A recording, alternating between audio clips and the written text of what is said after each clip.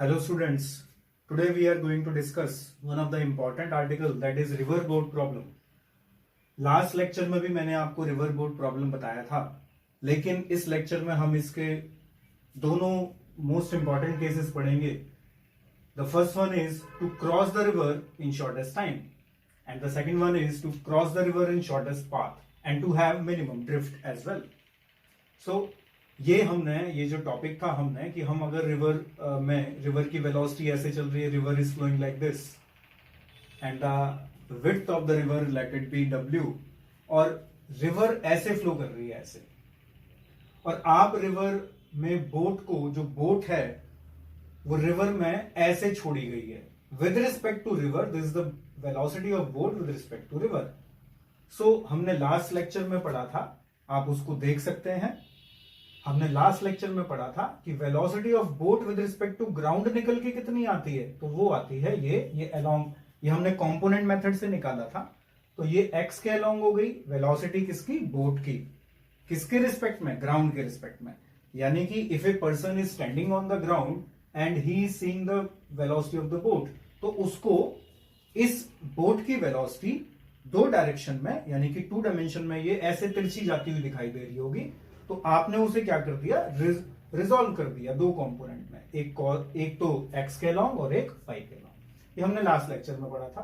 फिर हमने ये निकाला था कि अगर सपोज आपने यहां से छोड़ी थी बोट और ये जो है ये सपोज यहां पे कहीं पहुंच जाती है, इधर पहुंचती है, तो इसे कितना टाइम लगता है. ये A से छोड़ी आपने और C पे पहुंच गई, तो इसे टाइम कितना लगता है, तो टाइम लगता है इतना रिवर को क्रॉस करने में और A से C तक पहुंचने में. ये हमने लास्ट क्लास में पढ़ा था. और ड्रिफ्ट कितना होगा, ड्रिफ्ट का मतलब क्या था कि भाई आपने छोड़ी यहां से थी, ये पहुंचनी यहां चाहिए थी लेकिन ये पहुंच यहां गई, तो ये होता है ड्रिफ्ट. This is drift. ठीक है, ये ड्रिफ्ट होता है. तो ड्रिफ्ट कितना आ गया इसमें, ये displacement along horizontal direction is known as drift. तो ये हम लास्ट लेक्चर में पढ़ चुके थे. तो आज हम पढ़ेंगे इसके दो स्पेशल केस जो कि इन्हीं फॉर्मूले से निकल के आते हैं. तो दो स्पेशल केस हैं. The first one is crossing the river in shortest time.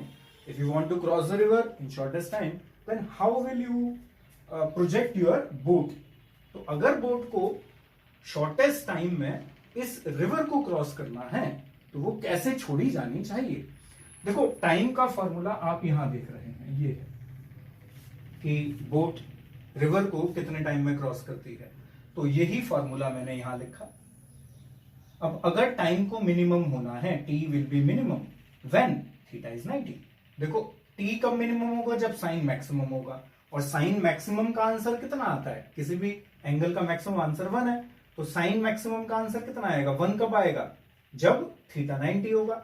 इसका मतलब क्या है कि भाई ये जो थीटा था, अगर आप बोट को बिल्कुल ऐसे छोड़ो, 90 कैसे होगा ये, अगर मैं बोट को बिल्कुल ऐसे छोड़ दूंगा, तो जब मैं बोट को बिल्कुल स्ट्रेट छोड़ूंगा, रिवर फ्लो, रिवर ऐसे आ रही थी, ऐसे चल रही है रिवर, ऐसे फ्लो कर रही है, आप बोट को ऐसे छोड़ रहे हो, तो ये टाइम मिनिमम लगेगा.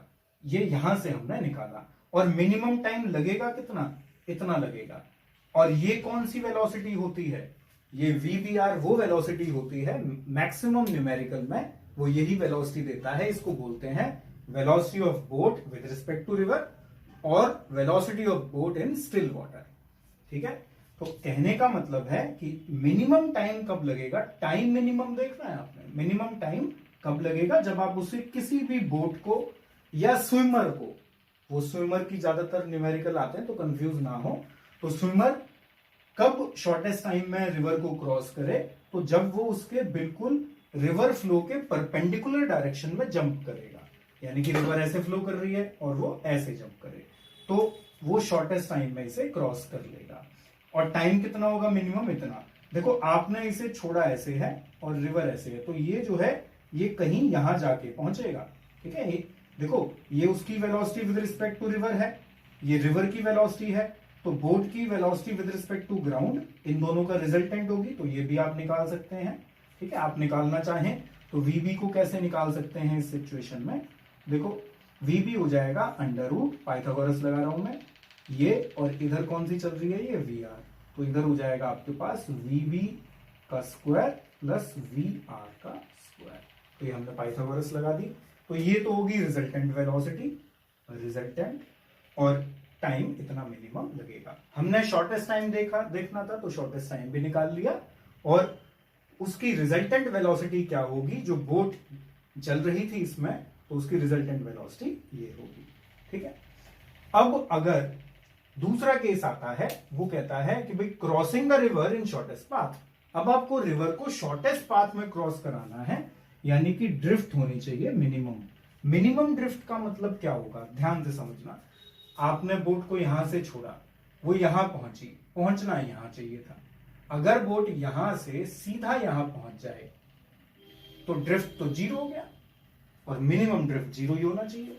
तो यही कहते हैं हम कि फॉर मिनिमम ड्रिफ्ट के लिए, देखो ये ड्रिफ्ट का फॉर्मूला है, तो मिनिमम ड्रिफ्ट के लिए अगर मैं इसकी वैल्यूज, ये तो टाइम था, दिस इज टाइम, ठीक है। ये डिस्प्लेसमेंट का फॉर्मूला है, velocity into time, horizontal velocity into time. तो अगर मैं इस वेलोसिटी को, अगर ड्रिफ्ट को जीरो करना है, तो इस वेलोसिटी को बराबर जीरो रख देता हूं। तो कॉस थीटा कितना आता है निकल के, ये।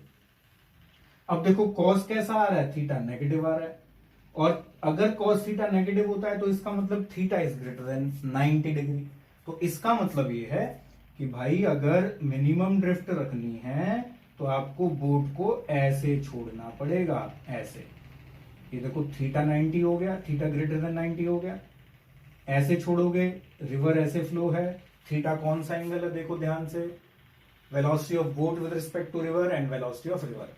अब ये थीटा क्या हो गया, greater than 90 degree, greater than 90 degree. तो अब इनका रिजल्टेंट, अब देखो मिनिमम ड्रिफ्ट करना है, तो इससे मिनिमम ड्रिफ्ट कब होगा, जब रिजल्टेंट वेलोसिटी कहां हो जाएगी, इस डायरेक्शन में। तो VB ये होगी आपके पास, और VB आप निकाल सकते हैं। VB आपके पास आएगी क्या, रिजल्टेंट वेलोसिटी VB कितनी आएगी, अगेन पाइथागोरस से निकाल लो, VBR का स्क्वायर माइनस VR का स्क्वायर।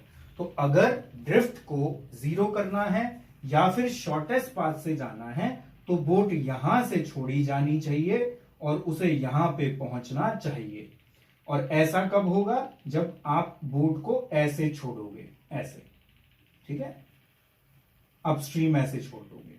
और सपोज वो आपसे पूछे कि भाई इसका एंगल परपेंडिकुलर के साथ कितना होगा, कितने एंगल पे छोड़ी जानी चाहिए बोट, कितने एंगल पे छोड़ी जानी चाहिए, तो आप ये वाला एंगल निकाल दें, ये फाई है, तो आप इस एंगल को यहां से निकाल सकते हैं साइन फाई से। साइन फाई क्या होगा, परपेंडिकुलर यानी कि VR अपॉन में हाइपोटेन्यूज यानी कि VBR। तो आप इस ट्राइंगल से निकाल सकते हैं। इसके अलोंग देखो, इसके अलोंग हमेशा VR ली जाएगी, ऐसे ऐसे हमेशा VR चल रही है, ठीक है। अब बहुत दूसरी बात सुननी है ध्यान से कि टाइम कितना लगेगा। देखो ये शॉर्टेस्ट टाइम का केस है, ये शॉर्टेस्ट पाथ का केस है।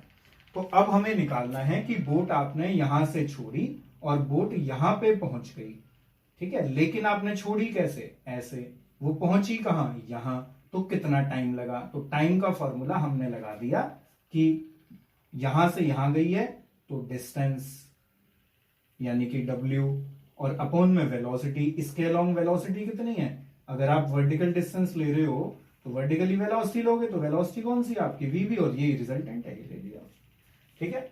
तो इस तरीके से हम जो है रिवर बोट प्रॉब्लम सॉल्व करते हैं, और उसके लिए दो इंपॉर्टेंट केसेस हैं, शॉर्टेस्ट टाइम और शॉर्टेस्ट पाथ का। होपफुली आपको ये वीडियो समझ में आया होगा, ये आर्टिकल समझ में आया होगा, ये कंसेप्ट समझ में आया होगा, और इसके लिए आप पुराना, इससे जो पहले वाला वीडियो है उसको जरूर देखें और इसके न्यूमेरिकल, अच्छे न्यूमेरिकल प्रॉब्लम करें। Thank you very much.